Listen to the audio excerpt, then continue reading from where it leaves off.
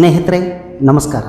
ಈ ಒಂದು ಸಂಚಿಕೆಯಲ್ಲಿ ಆಂಧ್ರ ಪ್ರದೇಶದ ಅನಂತಪುರ ಜಿಲ್ಲೆಯಲ್ಲಿರುವ ಲೇಪಾಕ್ಷಿ ವೀರಭದ್ರೇಶ್ವರ ದೇವಸ್ಥಾನದ ಕೆಲವು ಮಾಹಿತಿಗಳನ್ನು ಹಂಚಿಕೊಳ್ಳೋಣ. ಲೇಪಾಕ್ಷಿ ದೇವಸ್ಥಾನವು ಆಂಧ್ರ ಪ್ರದೇಶದ ಅನಂತಪುರ ಜಿಲ್ಲೆಯಲ್ಲಿದೆ. ಇದು ಕರ್ನಾಟಕದ ಗಡಿಗೆ ಬಹಳ ಹತ್ತಿರವಿದೆ. ಬೆಂಗಳೂರಿನಿಂದ ಸುಮಾರು 120 ಕಿಲೋಮೀಟರ್ ದೂರದಲ್ಲಿರುವ ಈ ದೇವಾಲಯವನ್ನು 16ನೇ ಶತಮಾನದಲ್ಲಿ ವಿರುಪಣ್ಣ ಮತ್ತು ವೀರಣ್ಣ ಎಂಬ ಸಹೋದರರು ನಿರ್ಮಿಸ್ತಾರೆ ಅಂತ ಇತಿಹಾಸ ಹೇಳುತ್ತೆ. ಇನ್ನು ಈ ಸ್ಥಳದ ಬಗ್ಗೆ ಮಾಹಿತಿ ಹೇಳೋದಾದರೆ, ರಾಮಾಯಣದ ಪ್ರಕಾರ ರಾವಣ ಸೀತೆಯನ್ನು ಅಪಹರಿಸಿ ಲಂಕೆಗೆ ಕರೆದುಕೊಂಡು ಹೋಗ್ತಾನೆ. ಜಟಾಯು ಎಂಬ ವೃದ್ಧ ಗಿಡುಗ ಅವನನ್ನು ತಡೆಯೋಕ್ಕೆ ಪ್ರಯತ್ನ ಮಾಡ್ತಾನೆ. ಜಟಾಯು ಮತ್ತು ರಾವಣನ ನಡುವೆ ಭೀಕರ ಯುದ್ಧ ಪ್ರಾರಂಭವಾಗುತ್ತೆ. ಕೊನೆಗೆ ರಾವಣ ಜಟಾಯುವಿನ ರೆಕ್ಕೆಗಳನ್ನು ಕತ್ತರಿಸಿ ಹಾಕ್ತಾನೆ. ಗಾಯಗೊಂಡ ಜಟಾಯು ಈ ಪ್ರದೇಶದಲ್ಲಿ ಬಿದ್ದು ಹೋಗ್ತಾನೆ.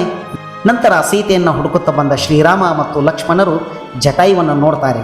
ಆಗ ಶ್ರೀರಾಮ ಲೇ ಪಕ್ಷಿ ಎದ್ದು ಬಾ, ಅಂದರೆ ಎದ್ದು ಬಾ ಪಕ್ಷಿ ಅಂತ ಕೂಗ್ತಾನೆ.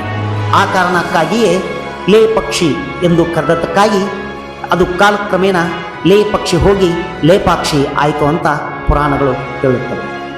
ಈ ದೇವಾಲಯವು ಮುಖ್ಯವಾಗಿ ವೀರಭದ್ರ ಸ್ವಾಮಿಗೆ ಸಮರ್ಪಿತವಾಗಿದೆ. ಪುರಾಣದ ಪ್ರಕಾರ ದಕ್ಷ ಪ್ರಜಾಪತಿಯ ಯಜ್ಞದಲ್ಲಿ ಸತಿಯ ಅವಮಾನದಿಂದ ಕೋಪಗೊಂಡ ಶಿವನು ತನ್ನ ಜಡೆಯಿಂದ ವೀರಭದ್ರನನ್ನು ಸೃಷ್ಟಿಸ್ತಾನೆ. ವೀರಭದ್ರನು ಯಜ್ಞವನ್ನು ಧ್ವಂಸ ಮಾಡಿ ದಕ್ಷನ ಅಹಂಕಾರವನ್ನು ನಾಶ ಮಾಡ್ತಾನೆ.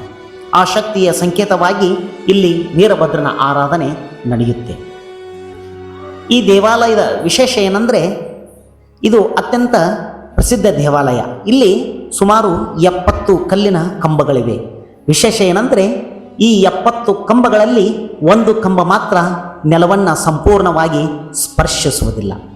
ಇಂದಿಗೂ ಅದರ ಕೆಳಗೆ ಈ ದೇವಸ್ಥಾನಕ್ಕೆ ಬರುವಂತಹ ಪ್ರವಾಸಿಗರು ಬಟ್ಟೆ ಅಥವಾ ಕಾಗದವನ್ನು ಹಾಯಿಸ್ತಾರೆ.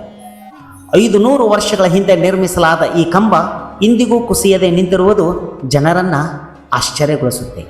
ಒಮ್ಮೆ ಬ್ರಿಟಿಷ್ ಅಧಿಕಾರಿಯು ಈ ದೇವಸ್ಥಾನಕ್ಕೆ ಪ್ರವಾಸಕ್ಕಾಗಿ ಬಂದಾಗ ತೂಗುತ್ತಿರುವಂತಹ ಕಂಬವನ್ನು ಅಲಗಾಡಿಸಿದಾಗ ಬೇರೆ ಬೇರೆ ಕಂಬಗಳು ಕೂಡ ಬಿರುಕುಗೊಳ್ಳೋಕ್ಕೆ ಪ್ರಾರಂಭವಾಗುತ್ತೆ. ಹಾಗಾಗಿ ಅವನು ಅದನ್ನು ಅಲ್ಲಿಗೆ ನಿಲ್ಲಿಸ್ತಾನೆ ಅಂತ ಕಥೆಗಳು ಹೇಳುತ್ತವೆ. ಲೇಪಾಕ್ಷಿಯಲ್ಲಿ ಭಾರತದ ಅತಿ ದೊಡ್ಡ ಏಕಶಿಲಾ ನಂದಿ ವಿಗ್ರಹ ಇದೆ. ಅದಕ್ಕೆ ಲೇಪಾಕ್ಷಿ ನಂದಿ ಅಂತ ಕೂಡ ಕರೀತಾರೆ. ಸುಮಾರು 27 ಅಡಿ ಉದ್ದ ಮತ್ತು 15 ಅಡಿ ಎತ್ತರವನ್ನು ಹೊಂದಿದೆ. ದೇವಾಲಯದಲ್ಲಿ ಒಂದು ದೊಡ್ಡ ಪಾದದ ಗುರುತು ಇದೆ. ಭಕ್ತರು ಅದನ್ನು ಸೀತಮ್ಮನ ಪಾದ ಅಂತ ಕರೀತಾರೆ. ಆ ಪಾದದಲ್ಲಿ ಸದಾ ತೇವಾಂಶ ಇರುತ್ತೆ ಅಂತ ಸ್ಥಳೀಯರು ಹೇಳ್ತಾರೆ. ಆದರೆ ಅದರ ಮೂಲ ಎಲ್ಲಿಂದ ಬರುತ್ತದೆ ಎಂಬುದು ಇಂದಿಗೂ ಚರ್ಚೆಯ ವಿಷಯವಾಗಿದೆ. ದೇವಾಲಯದ ಮೇಲ್ಛಾವಣಿಯಲ್ಲಿ ಅದ್ಭುತ ಶಿಲ್ಪಕಲೆಗಳಿವೆ, ಚಿತ್ರಕಲೆಗಳಿವೆ. 500 ವರ್ಷಗಳ ಹಿಂದೆ ಬರೆದ ಬಣ್ಣಗಳು ಇಂದಿಗೂ ಸ್ಪಷ್ಟವಾಗಿ ಕಾಣ್ತಾ ಇವೆ. ಇದು ವಿಜಯನಗರ ಸಾಮ್ರಾಜ್ಯದ ಕಲಾತ್ಮಕ ವೈಭವಕ್ಕೆ ಸಾಕ್ಷಿಯಾಗಿದೆ.